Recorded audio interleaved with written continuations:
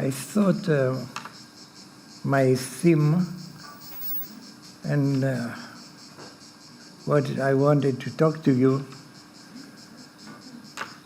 to say that we gather here in order to learn how to help others in times of distress and times of suffering, and to cure, as it is termed. And I felt maybe when we try to cure somebody,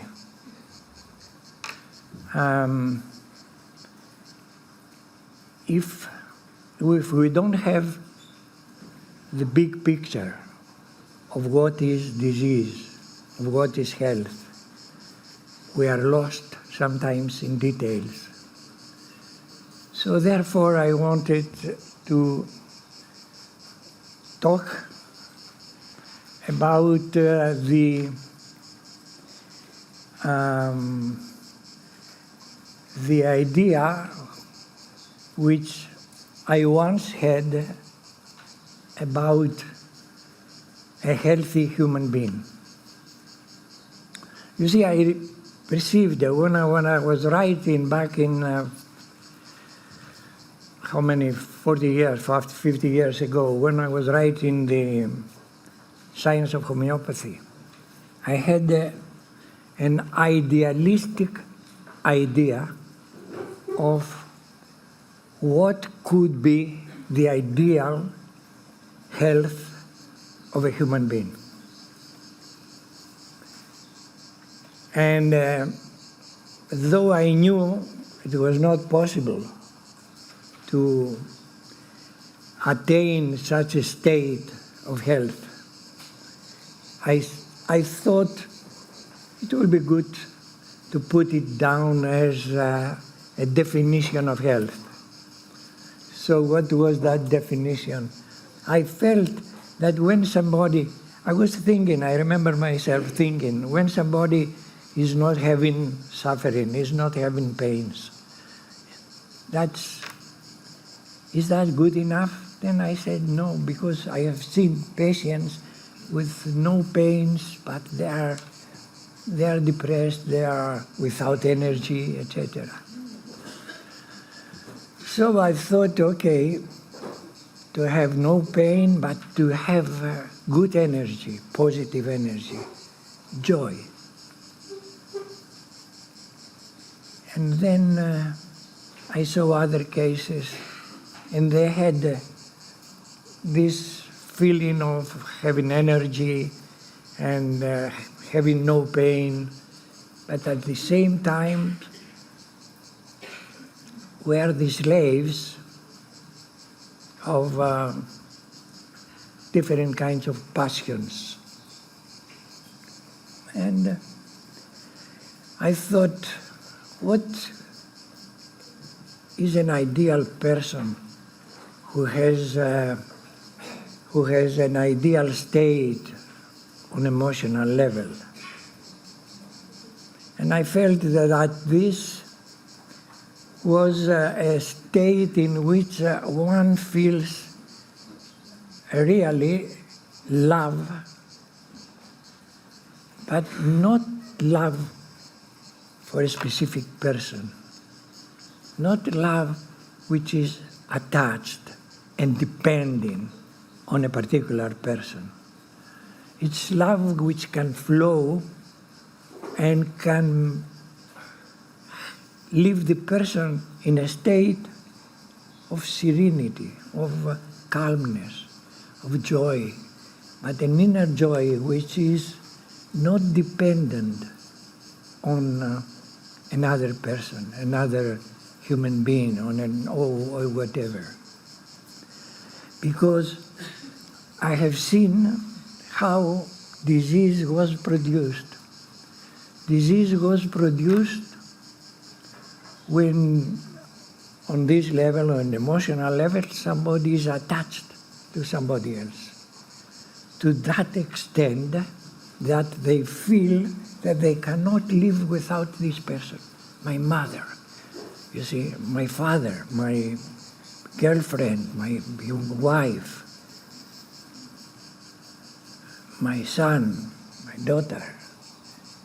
And I felt that pain was produced by this attachment. Once something happens to the other person, gives so much grief. My brother, whom I loved so much, has died, and I cannot tolerate it because I was depending on him. I was attaching myself, I was a slave of my passion. Never mind what kind of passion. Once you are attached, then pain is necessary. One time or another, something will happen and you will be disappointed and you will have pain. And once you have pain, something happens in the organism. Within seconds, I felt, that changes the structure of the whole body. And in a spare of a moment, when you hear the bad news, the whole world is destroyed for you. That means disease is produced exactly on this way. That means the physical body is following the impact that comes to the soul, to the emotions. Follows immediately. In which way? In a way which is almost purely energetic. And then, you see, we know that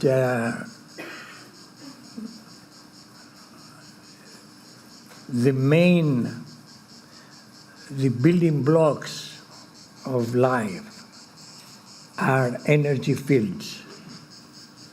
We know now for sure because physics, and especially quantum physics, as you heard, they have come to the conclusion and to the proof that the building blocks of everything that exists behind this in the subatomic level, there are fields of energy. And what we had to do, in order to pretend that we can cure a person, it would be to be able to reset the organism that has been destroyed by the shock, by the emotional shock. And this way has not been found until Hahnemann brought out the idea of the vital force. Because the vital force of Hahnemann was exactly what physics, quantum physics today have found out. Behind our structure, there are fields of energy. So when we get a shock, it's an energy, negative energy, which destroys the whole organism, can destroy. And immediately, then the little devils like bacteria or viruses or microbes are starting developing in a destroyed structure in which we had. So we lost our health suddenly from one moment to the other. Why? Because we had such an attachment, as human beings, we had such an attachment to material things in life. And we lost that. I lost my car. You see, you may lose something immaterial, very insignificant, and still if you are attached to this, you can be destroyed. So the idea was for us to bring back the organism to a normal balanced state. By what? By a remedy that was simulating, that was imitating the pathology that has developed after the shock. And was it possible for a human being not to be attached to anybody? The answer, of course, is no. There is no possibility. There is no possibility that there is a human being that has no attachment to somebody else. Therefore, we are all prone to have a shock, to have a problem when our object of attachment is destroyed. And sometimes is unbearable, sometimes leads to death. You see, so much pain is there that from one moment to the other, there is a heart attack and the person is gone. So Hahnemann has given us the possibility to intervene in such a state and just to give one drop, one remedy, one little pill, and reset the organism. Even at the moment of just before the destruction of the organism, if you manage to give the correct remedy, the organism will receive the information which is positive, and counteract the negative information which you have. And we have separated these remedies, and we know such remedies are Natrum muriaticum and Ignatia and Saxagria, phosphoric acid, and arnica, etc. And many other remedies, and not only this. But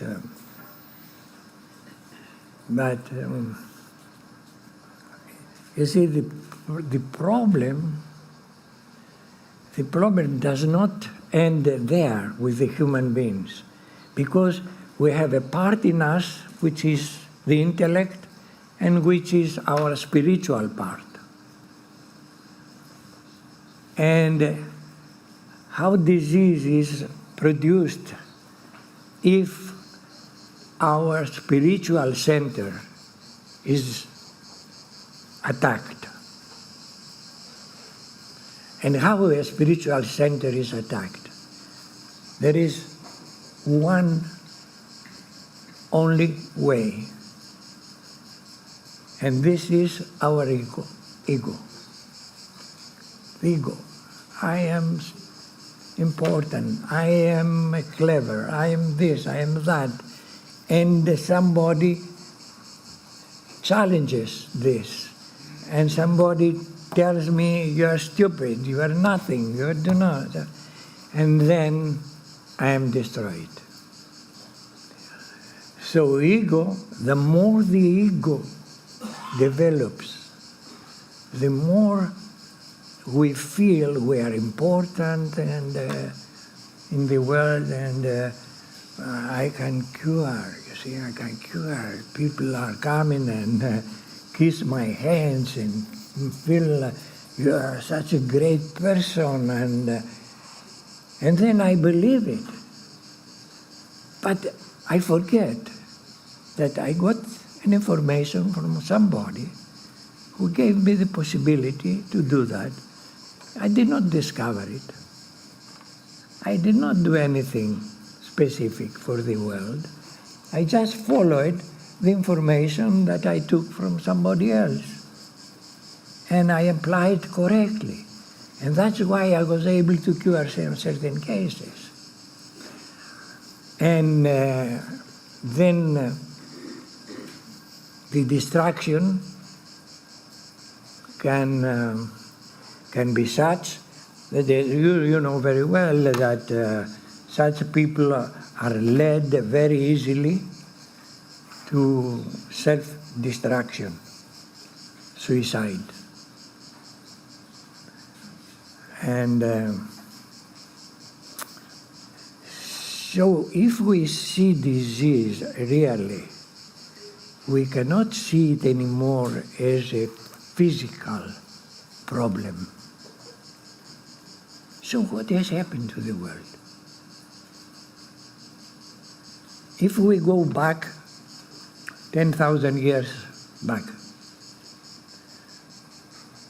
20,000 years back, and we can imagine the humans, how they were, how they lived, how they died.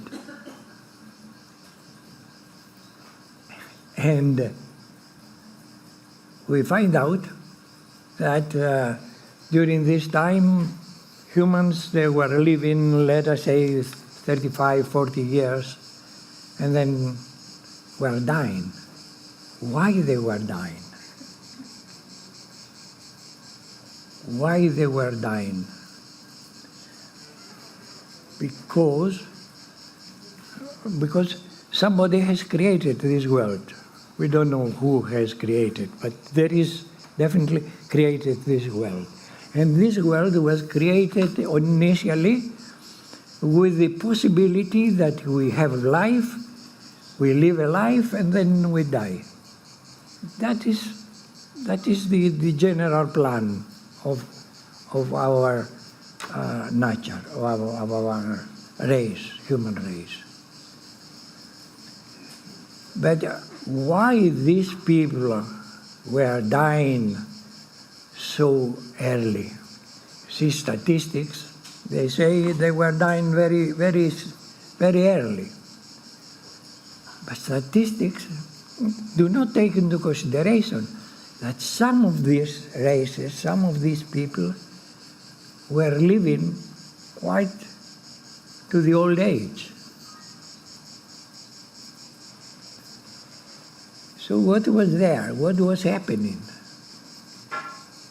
What was happening, it was that the natural thing was to happen, was what they call natural selection. We had natural selection.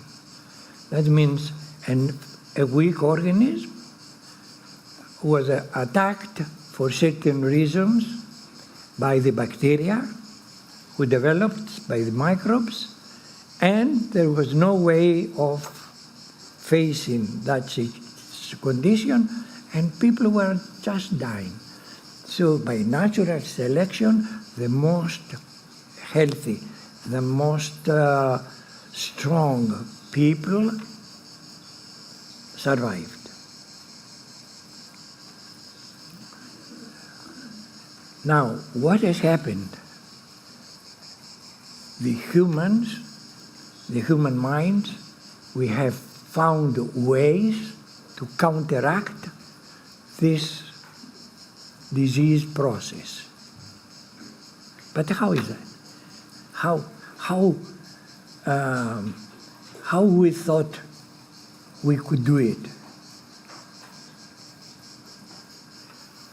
You see, being humans with no spiritual view, no deeper understanding, we thought that the human body is everything. So we thought we fixed the human body and then everything will be fixed.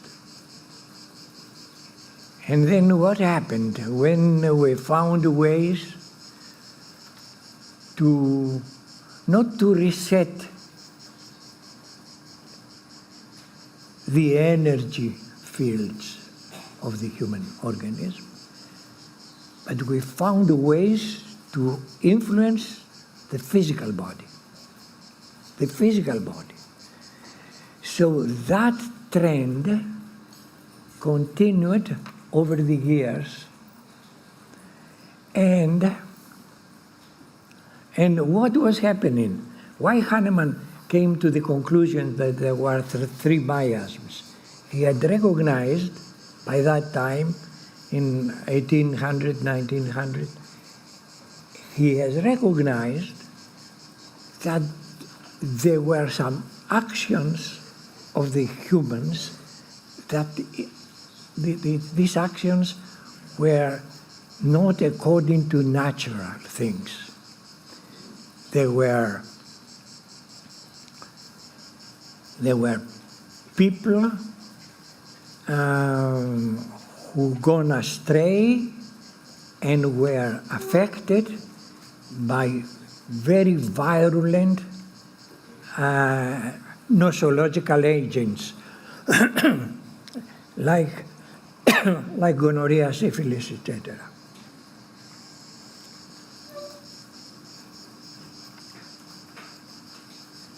Okay, my wife. I have to be careful. I have to be careful what I say because she's a very, how can I say, is somebody who criticizes very, very objectively. She's the only person who can see me objectively. Everyone else sees something else. Okay. She doesn't pay any attention now, so we can talk about it.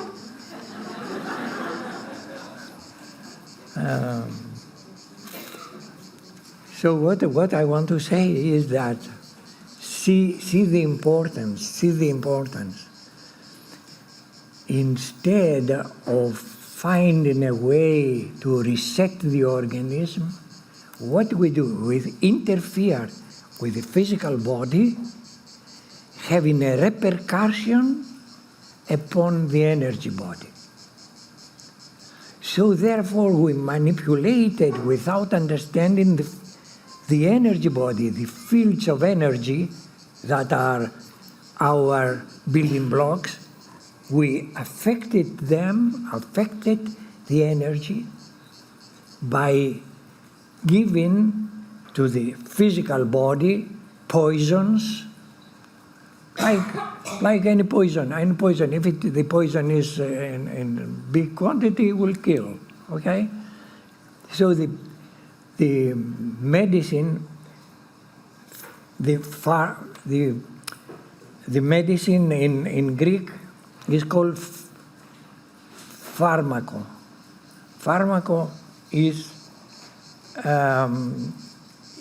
the poison. Is the word for poison. Pharmaki. Pharmaki is the poison. So we gave the poison, but not enough to kill, but just to see what the organism is going to do. So we follow this structure, this idea that we can deal with the body problems by using poisons. But anyhow, I want to give you the overall idea of what we are doing, why you came here to learn. You have come here to learn how to reset the energy field of the body. The energy field of the body, that's for sure. Now we have also the seal from physics. It says energy fields of energy are the building blocks. The building blocks, and you heard of my previous discussion that I had, okay? So therefore, the whole human race has taken the wrong path by doing what? By patching up the physical body in its suffering and in his wounds, patching. But letting the soul and the intellect and the spirit to be untouched by such medication. So therefore, no, it's the wrong expression. By pushing some of the problems of the physical body to the soul and to the spiritual part. That means destroying on a deeper level what consists a real human being. So therefore our feeling when we treat a case should be understood as an answer for a distraction, for a distortion of an energy field.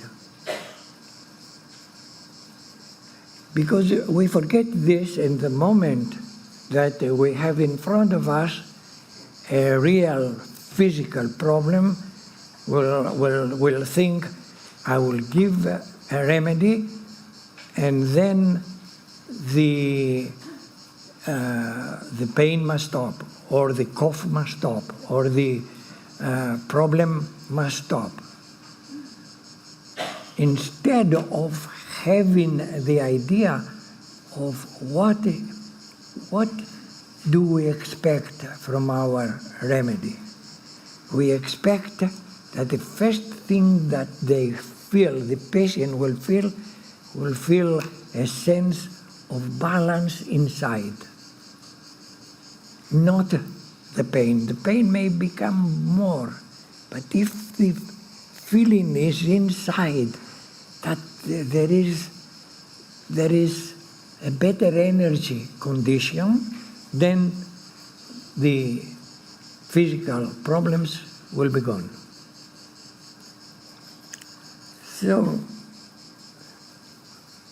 So from natural selection, we came today to the condition where the human beings do not die physically, but they die emotionally and spiritually.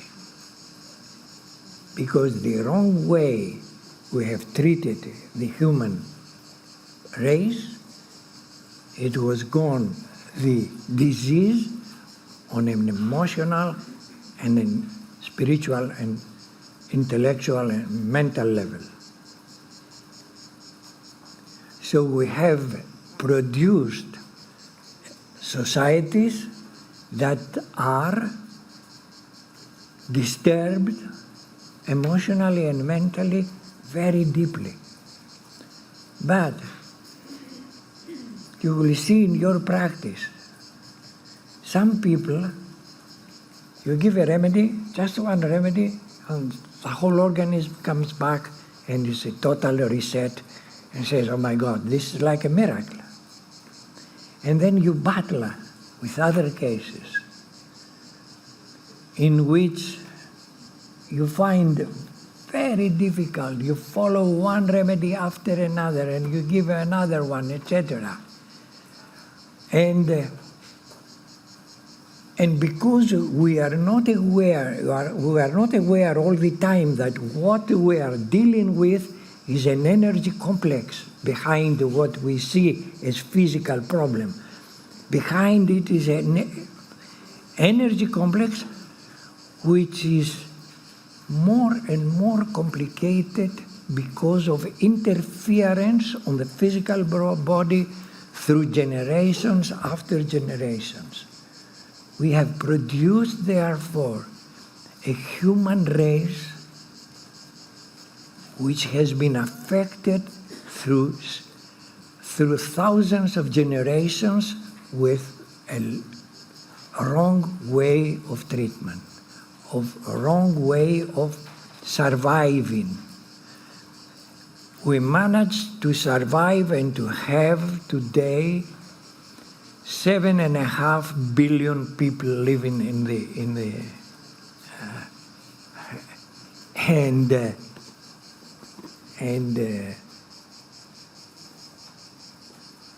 who is really healthy out of 7.5 billion? No one. Others are very, very ill. Others are less. But almost no one has a real ideal health. Because if we had somebody with ideal health, somebody who is not suffering on the physical body, but also he's serene on the emotional level, and at least not so egoist on the mental level, we have a human being that then can judge, can understand what must be done in the world. Unless we have that serenity, unless we have this this attitude to give to others, then what happens? The opposite, that means the unhealthy attitude, is to take, not to give. I take, not give, not any. I found a nice source of information with somewhere. I get this information for myself. I don't diffuse it. I don't tell anybody. I will get the information myself. Because if I tell to somebody else, also somebody else will have the knowledge and will become a competitor. See the attitude.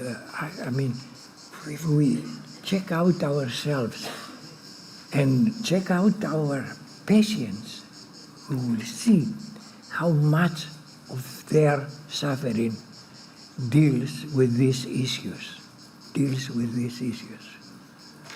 A lot of what is happening today in the world, all the wars, all the atrocities, all the destruction, all the suffering, all the grief, is a matter of health which has gone the wrong way. Unhealthy individuals who are dealing with our lives as governors, as prime ministers, as dictators, as whatever. But if there was a dictator, you can imagine a dictator with such qualities as I mentioned, who will not follow him? Because he will always care about others. He will always care for giving, for supporting, for...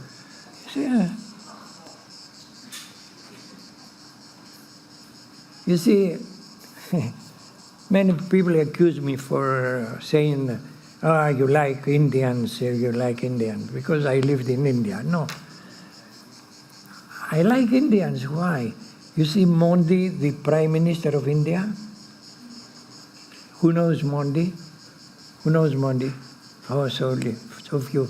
Modi, the Prime Minister of India, is such a person, approaching the person with total health, caring about India, has transformed India, tries to transform. It's not possible to transform India. India is 1.5 billion people, you know. But he tries. But whoever, if there is a governor, if there is a person who really has these ideas, the society will kill you. Our society is so structured that such a leader will be killed, will not survive politically. You see, so I feel that my wife is gone. Yes, okay. You see, I feel if they have not killed me so far with all these things I'm talking, that means I'm on the wrong path also. You see, because if I was on the right path, I would have been killed. So how can I survive still?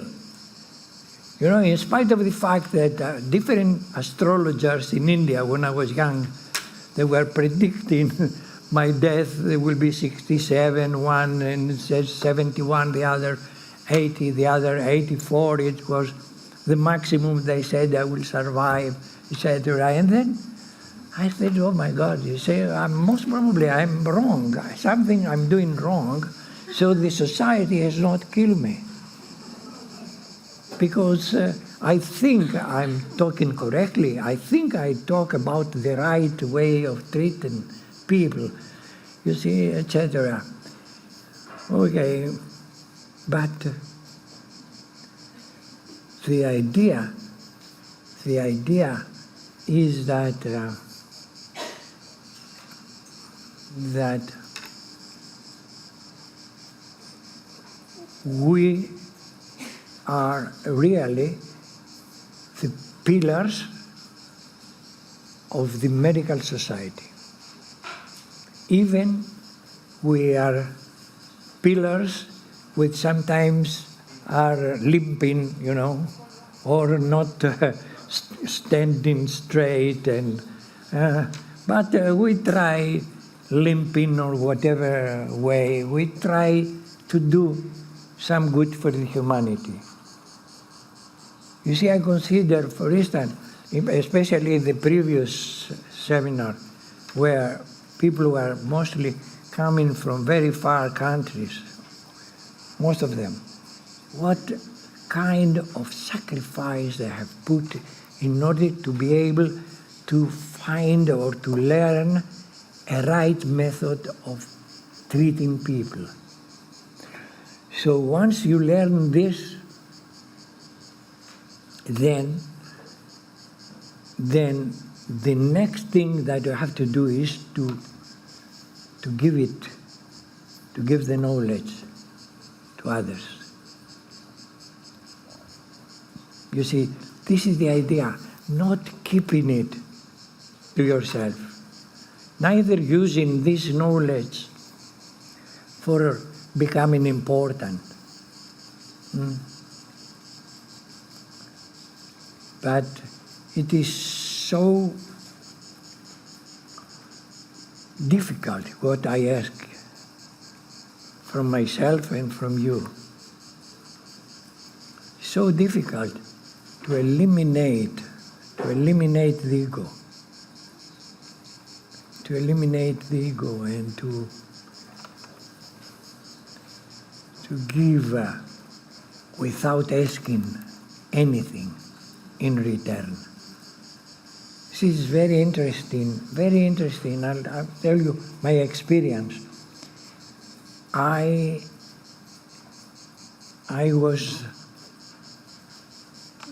30, 40 years ago, I was asking for a place where people could come and learn. And as an idea, I thought it would be nice, like having a place like this. I thought about this in the 70s. And in the 80s, 10 years later, I was offered the money to have this built. I was offered it in the United States while I was there. a pharmaceutical company came and said, you can give us 10 prescriptions. You are the best. So you know the best remedies for each case. Give us 10 prescriptions. And we spread it all over America for influenza, for headaches, for premenstrual syndrome. They mentioned 10 pathologies. We'll spread it, and they have calculated how much they will earn, etc., and said, for you, you just write down 10 prescriptions, and you will have, by contract, $7.5 million. I said, very nice, but I cannot do it. He said, why? Why? I said, because I teach something completely different. What do you teach? I teach that this is wrong, what you are asking me to do. I cannot do it. Then they talk. I say, okay, give us one prescription and we'll give you 10 million. I said, never mind. It's the same thing, you don't understand me. You see, I cannot do it. You understand? You don't want to have your school? Yes. Okay, we give you the money to have the school immediately. You can have a school. I said, in such a school, nobody will come to learn. Because everybody will know that George says one thing, but when it comes to getting the money, he does another thing. So will never such a school flourish. So you can forget it. Okay, that was very interesting because, first of all, what happened, just to see the importance of staying in what you think the correct way you should stay. What happened is, after a few months, this man who was doing the deal fell sick with polycythemia vera,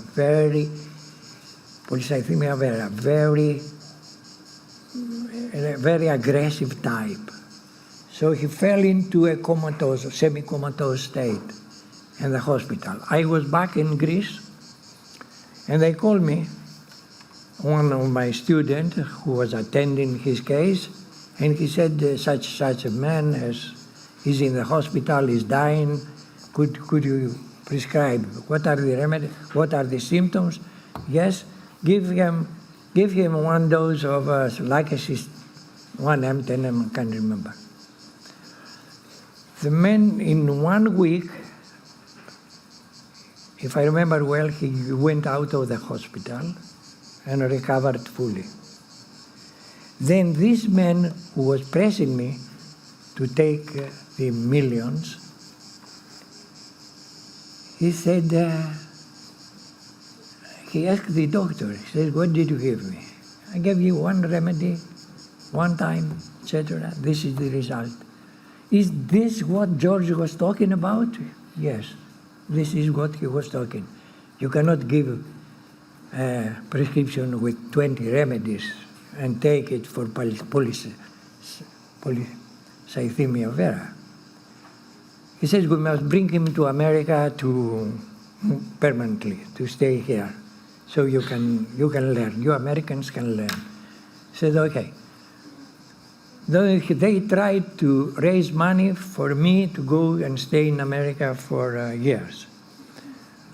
He could not raise the money because he knew me. So he had to give the money himself for me to go to America for 3 years on a contract to teach American doctors. You see, once you stay in the right path, then everything will happen.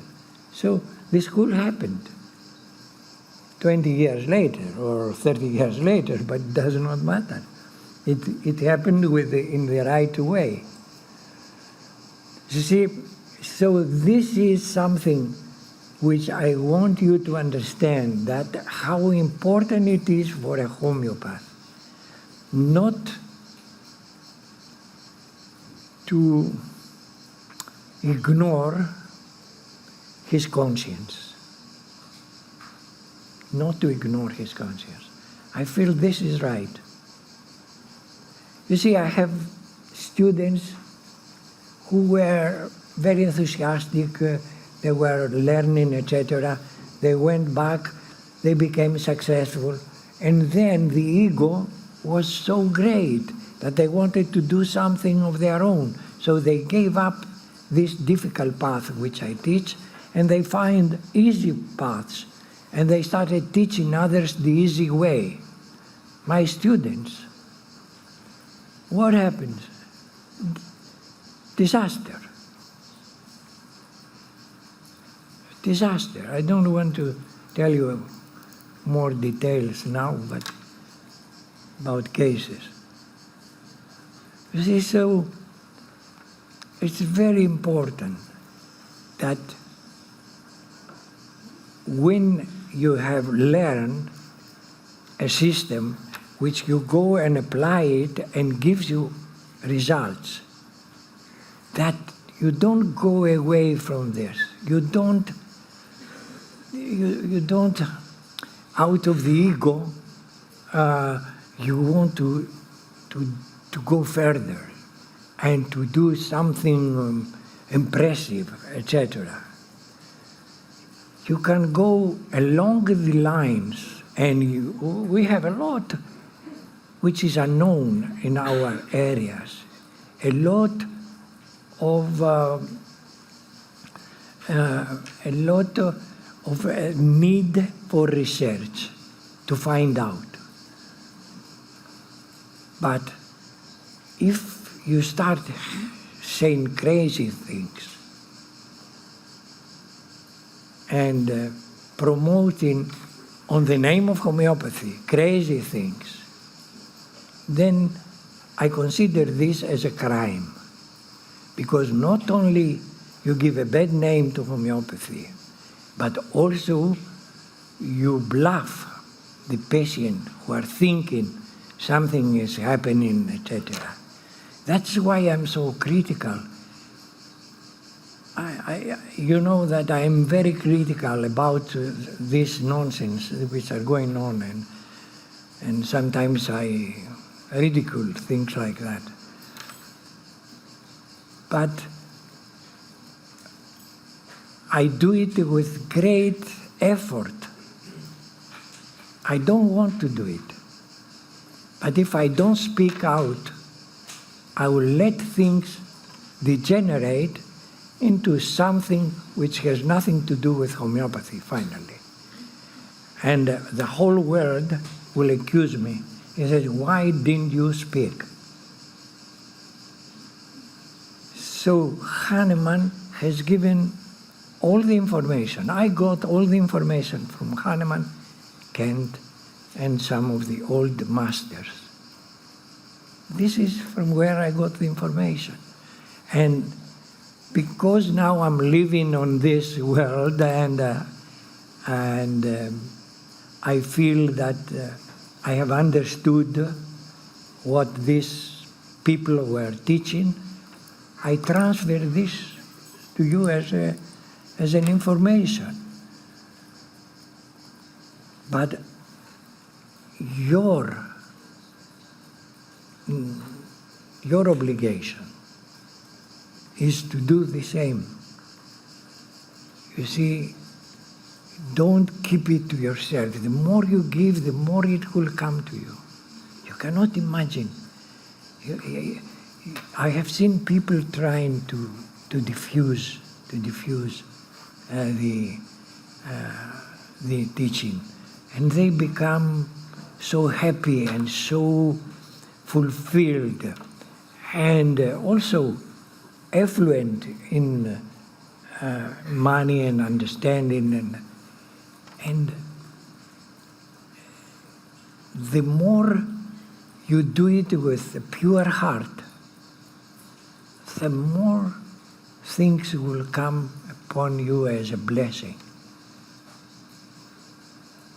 So it's very important. You see, today there are medical doctors here from Germany who are coming for the first time, and most probably when they hear me talking in this way, they say, well, I can understand that they have their objections. But the fact remains that homeopathy can treat diseases that conventional medicine cannot touch.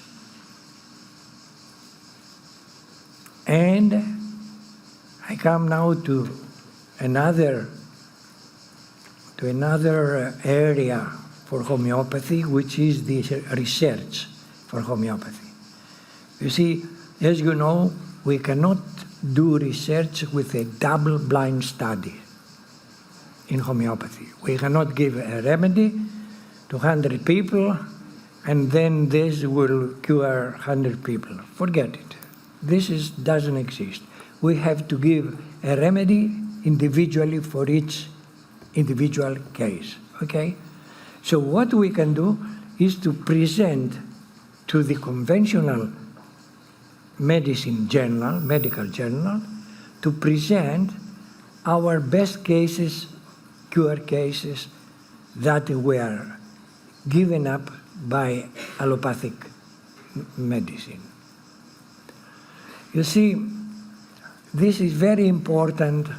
This is very important at this stage, that when you have good cases which are confirmed by laboratory examinations and all the contemporary possibilities that we have for confirming a diagnosis. When you have such cases, you can write them and we can help, the Academy can help in writing such cases in order to go to medical journals, not to homeopathic journals, but to medical journals. Because at this moment, the big resistance of what we're doing comes from the medical profession. The medical profession are threatened, and therefore they are not doing it with bad intention. He says, what nonsense. They are giving remedies diluted to such an extent that there is not one molecule in the thing they give. And they pretend and they tell us that this will cure the case. It's natural to think in this way because they have been trained in a different way. They don't realize that these building blocks of life, which are fields of force, are affected by this process of potentization of remedies, which is a kind of a miracle which happens. But what they come and they will say, okay, we'll bring you 100 cases of cancer, cure them. He says, we cannot. We don't cure cancer. We cannot say we cure any disease. Because, why? Because for homeopathy, we have a limit. We'll say, if the disease has progressed beyond that limit, then it's incurable for homeopathy. So if they bring us all the cases beyond the limit, of course the effect will be nothing. But before an organism reaches the limits and become incurable, much before, there is a possibility. And this is where our most of our abilities to cure are lying. In the beginning stages of chronic conditions and in the acute conditions. In the beginning stages, if we can prevent, if we can give it in time before the organism has been totally destroyed, what happens? What happens now? I will give you another understanding of mine of the energy fields. These energy fields that we are living on, in certain cases, they become so confused, so mingled, that the balance of the organism is totally lost. You see, as long as there is a balance within disease, then we can cure. Once this is lost by interference, and what are the interference? The interference are mostly in our societies, mostly start with the babyhood, when they give 10, 20, 30 vaccinations. You see, they attack the immune system. We call it immune system. It's stupid, but anyhow, we have some idea what's the immune system, okay? We have some physical idea what is. But we attack that system with 30, 40 vaccinations. This is crazy. In order that the system will react to this and will produce antibodies.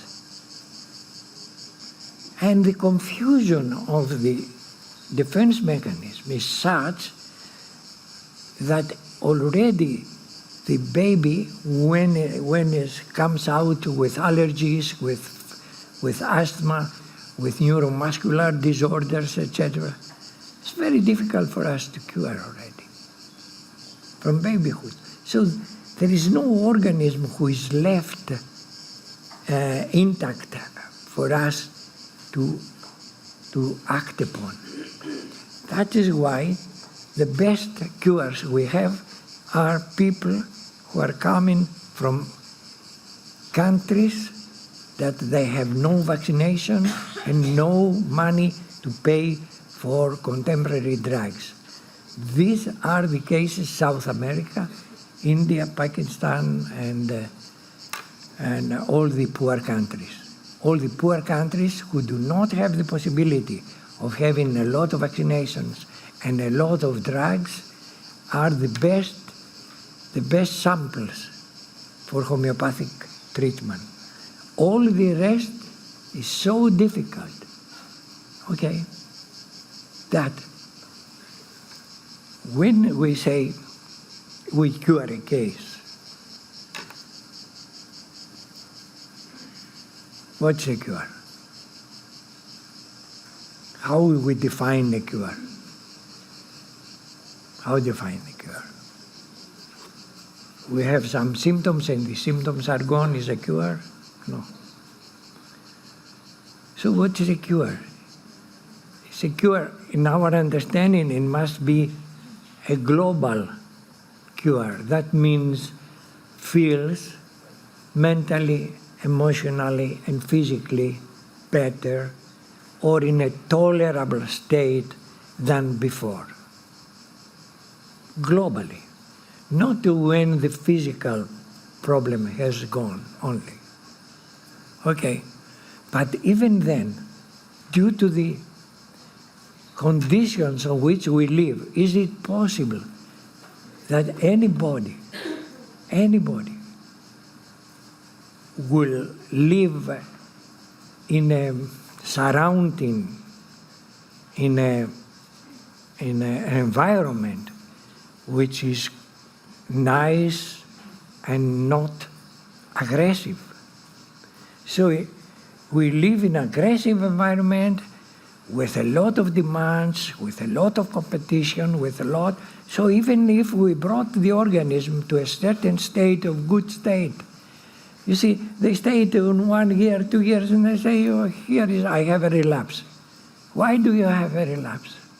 Oh, because of my boss has discharged me, because I lost my mother, or because I lost my father, I had a shock, and what is interesting is just connect the idea with the older people dying from acute conditions, 10,000 years ago, getting a fever and dying, okay? This was the idea. That's how they died, except of the accidents. The idea was that they were dying from a kind of an infection. That's why the people died.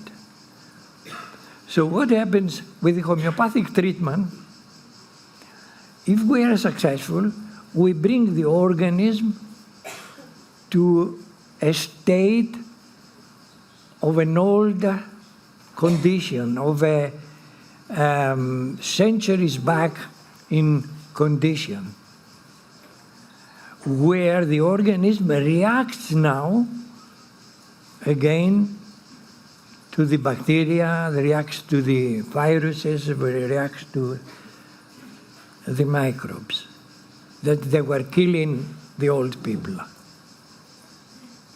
the ancients.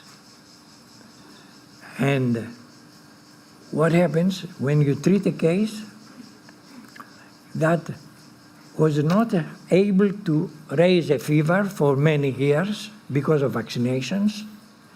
Now, after treatment, there is fever. The organism starts responding to bacteria. And then you have to treat this case again with homeopathy.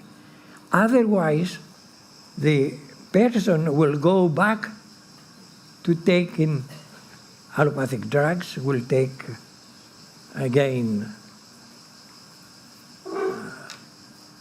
cortisone and antibiotics, etc. And the whole confusion of the immune system will come back. And the chronic manifestation will come again.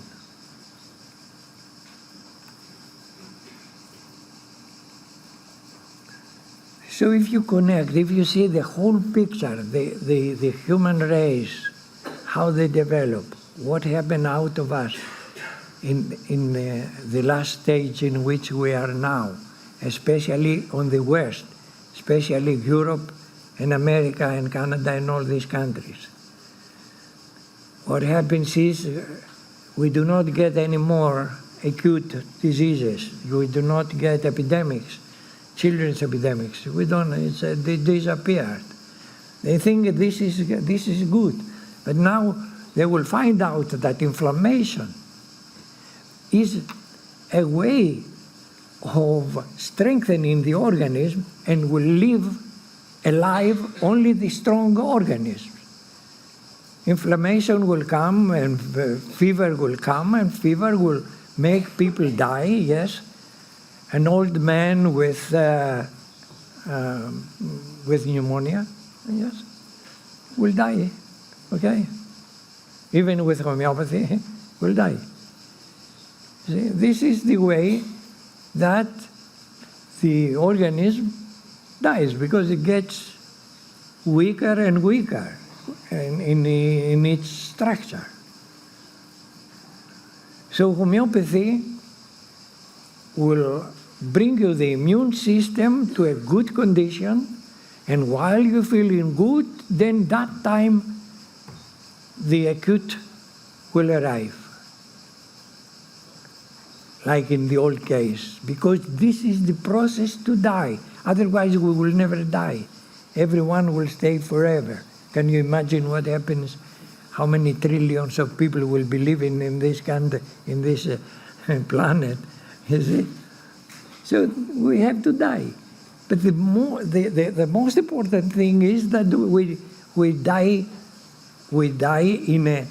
in a kind of healthy condition on the mental emotional level, with awareness. Now it's my time. I will die. Accept death, and call the children and the grandchildren, says goodbye. I'm leaving now, and don't worry, everything will be all right. You know, these are the healthy people. How they die, the healthy people.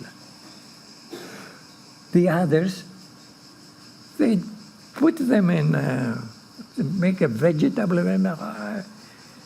The Prime Minister of Greece, the one, Papandreou, I don't know. You know how he died? No. He had a heart replacement. He had a liver replacement. He had a dialysis for the kidneys, and a ventilator for the... all these machines were working to keep him alive. What is this?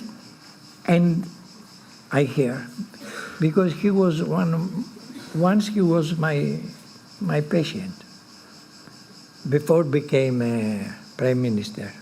Before he became Prime Minister, he was very sick, and he came to me, I treated him, and he became the Prime Minister. But he was saying to his wife, please take out all this, let me die, let me die. Because he was living hell in this life. He was living hell in hell. It was terrible, the condition in which he died, because he had the topmost medical attendance. What is this? You see, when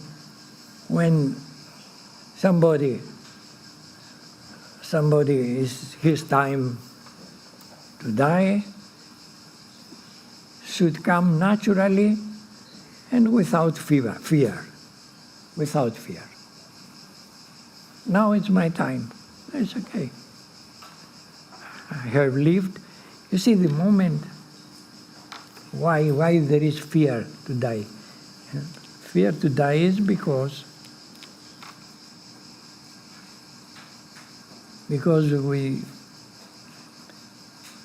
we feel that we have not fulfilled the mission for which we came in this life. In this life, for each one of us, there is a mission. If we realize the mission, we do it, we'll die happily. If we don't realize, we're in case of a cloud, like Semisifuga. Semisifuga is in a cloud in her mind. We are in a cloud. And then, of course, there is tremendous fear of death. And now I'm dying. You see the aconite state, eh? Panic attack. I'm dying now, I'm dying. Give the aconite, and it laughs after 3 minutes. Who was here in last year? Anybody saw the case? You were in front of the case, perhaps. You saw the effect of aconite. And then aconite. 3 minutes later, she was laughing. She says, "What happened to me?" Yeah, it was nice if the whole class have seen it, but very few people were around her by this time. But if, and this is very important, if everyone has seen what I have seen, I have experienced, homeopathy would be established. So thank you for listening. Bye-bye. Thank you.